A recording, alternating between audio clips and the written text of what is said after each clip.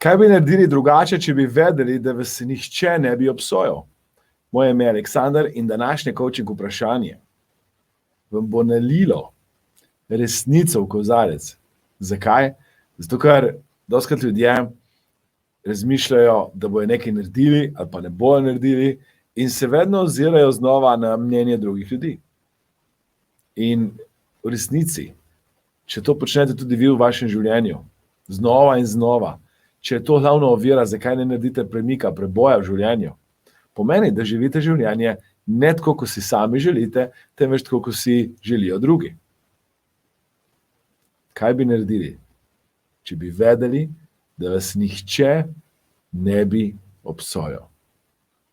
Ali bi šli naprej po vaši drugačni karierni poti? Ali bi dali sebe na prvo mesto?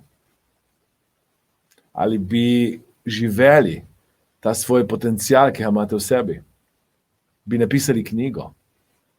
Bi se izpostavili? Bi šli na socialna omrežja in bi ljudem dali vrednost, znanje, moč? Kaj bi naredili, če bi vedeli, da vas nihče ne bi obsojal? In v resnici, če pomislite, ko vas ljudje obsojajo, ne obsojajo vas, obsojajo del, ki ga imajo v sebi, ki je neskladen s tem delčkom, pa s tem delom in vašim življenjem, ki si ga želite živeti. Zato vas vabim, da pomislite, čigavo življenje živite. Kajti, če bi se drugače vedli, če bi drugače ravnali, če vas nihče ne bi obsojal, pomeni, da živite življenje na podlagi standardov, pravil, vrednot drugih. Ne vaših, ne vašega srca, ne tega, kar si v resnici sami želite. Hvala, ker delite, hvala, ker komentirate, hvala, ker všečkate. Ko mi čakam, da se vidimo na naslednjem coaching vprašanju.